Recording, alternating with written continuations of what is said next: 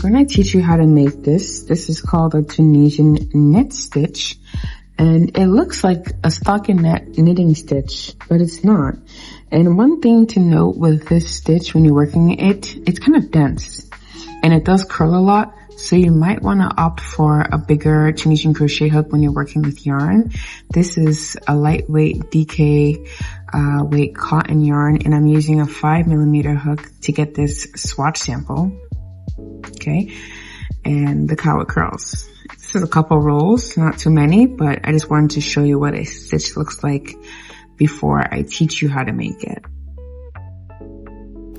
First things first, you want to chain any number of stitches. It doesn't matter if it's an even amount or an odd amount. So I'm going to go ahead and chain 12 stitches.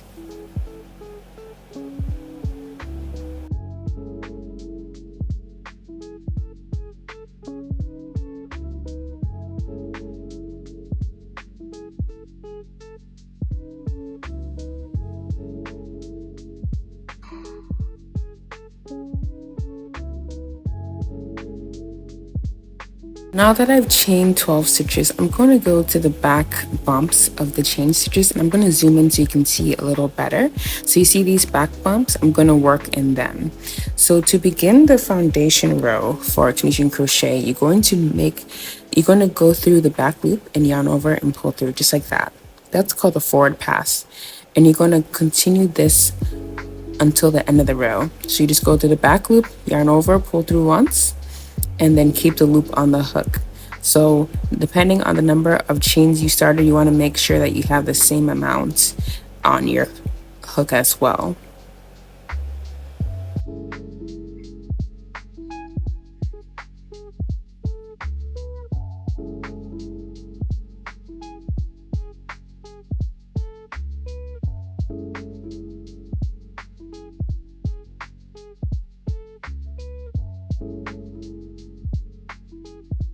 Now that step 1 of the foundation row is complete, I'm going to just make sure I have the consistent amount of stitches.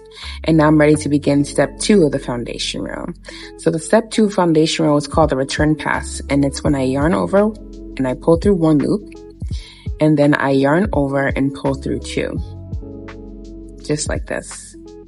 So for the remainder of the row, I'm going to yarn over and pull through 2. And continue that until the end of the row. So the only stitch that you go through once is the first beginning stitch of the return pass row.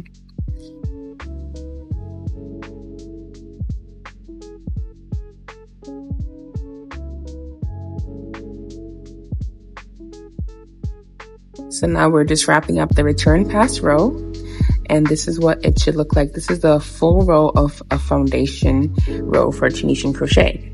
So to begin the stitch that we're working with, chain 1.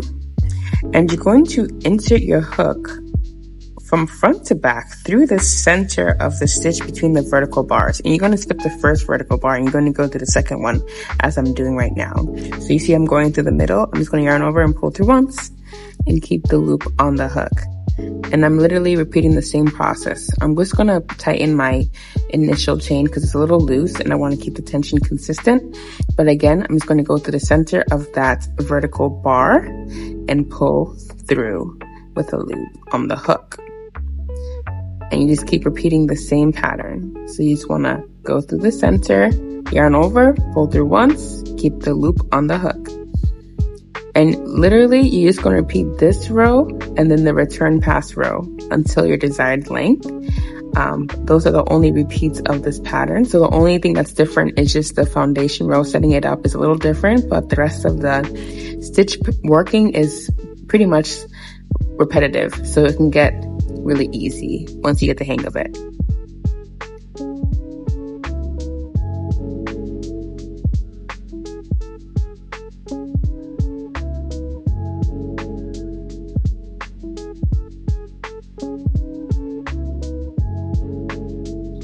I'm just going to do a return pass. Remember, again, it's yarning over, pulling through 1 loop first, and then yarn over again and pull through 2.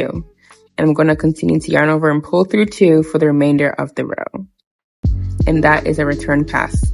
So I'm literally repeating the knit stitch row and then the return pass row until the desired length, like I mentioned before.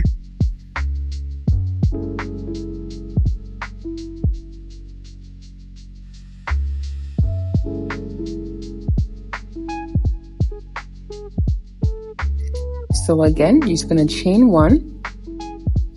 To do the knit stitch, you're going to skip the first vertical bar and go to the second one here. And I'm going to go through the center from front to back.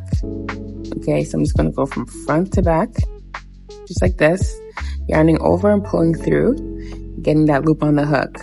And I'm continuing this process throughout the remainder of the row. So this stitch is called the Tunisian knit stitch. And I think it's self-explanatory in the way that it works up because it looks like a stockinette stitch. And like I mentioned before, when you continue to work this stitch, you're going to notice that it's a bit dense. So keep that in mind if you're going to decide to use this for either your garments, your accessories, or use them in combination with other Tunisian stitches. But this is what it looks like when it's worked up. And as you can see, it curls a lot. So just keep that in mind too. So you're going to need to block it. So I'm doing my return pass. I yarned over, I pulled through 1. I yarned over, I pulled through 2.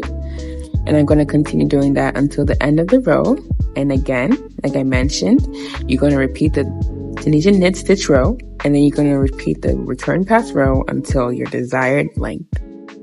So I'm just going to continue working a couple more rows, and I hope this was clear enough for you to follow along. And stick around for more Tunisian crochet stitches that look like knit, because I have a bunch more to share with you.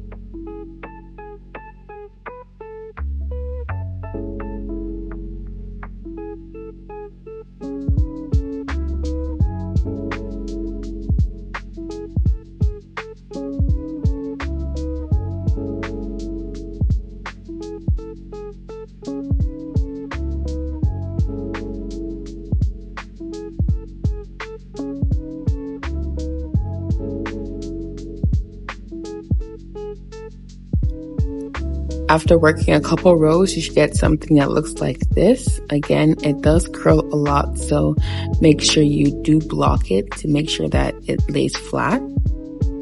But yeah, it looks like a stockinette stitch, and it's a really great stitch to work with.